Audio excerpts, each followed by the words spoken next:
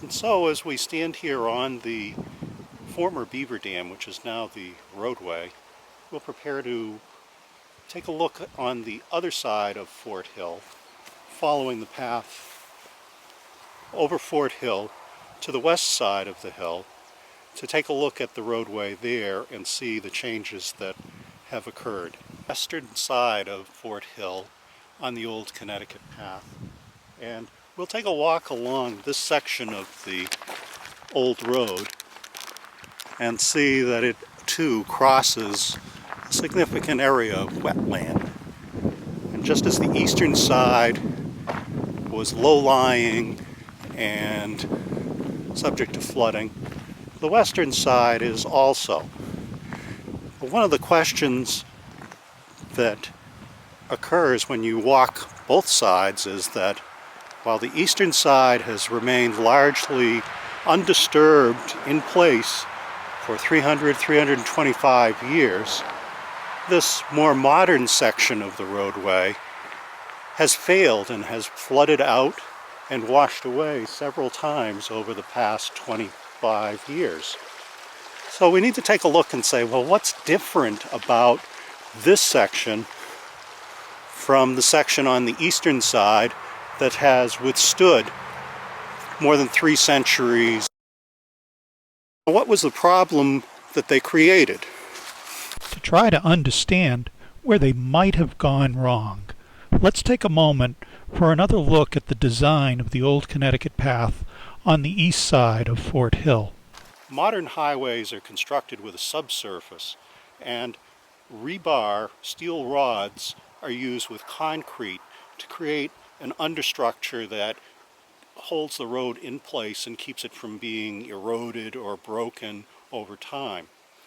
Now, the unique thing about building a roadway across the top of a beaver dam is that the construction of the beaver dam with the sticks and the mud built up over time creates an incredibly strong woven structure that would provide a core for the roadway here, and placement of fill and stones along the sides and on top of the beaver dam would create a very stable roadway.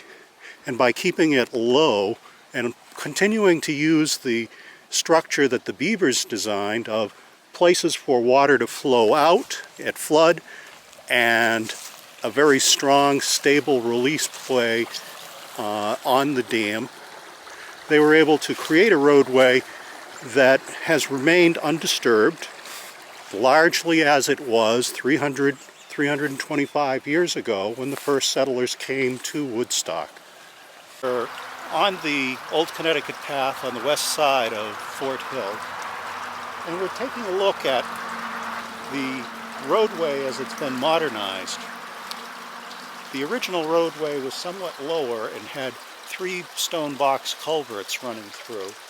And at that time, Lloyd Williams, who was one of the owners or abutters, was infuriated by the fact that the original 300-plus-year-old stone bridges, the 3 of them were removed or destroyed in the process of modernizing the roadway.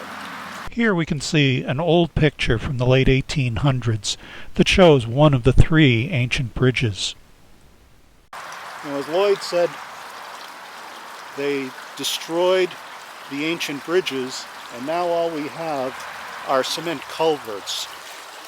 And part of the structure has been lost in the creation of this new modern driveway. It's likely to have had a place over the top where water could flow in times of flood. The roadway is wide and it's topped with gravel, and it's running much higher than the original roadway. So it's created a dam with no spillway.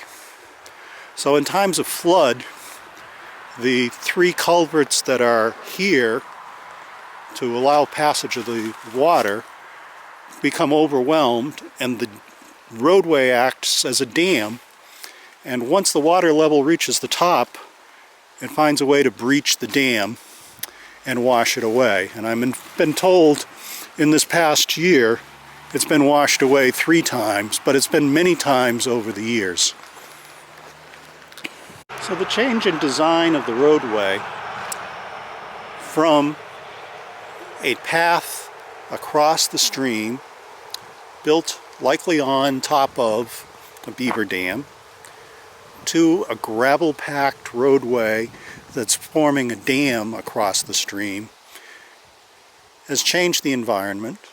So here we sit and we can see the modern roadway really is perhaps not as such a good solution to having a way across the stream, and that the original roadway as constructed by the early settlers, built on the trail that was laid here by the natives, actually was a more intelligent design than the modern route.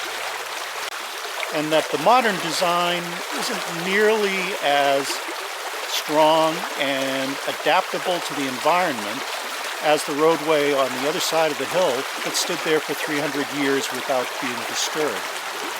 So you could say that much could be learned from the natives and the early settlers who constructed the path and the roadway originally, and that their design could be a guide for changing this to a roadway that will last and not be washed away with each of the storms coming through. The modern bridges here along the Old Connecticut Path are poor shadows of the 3 ancient bridges that stood here for 3 centuries.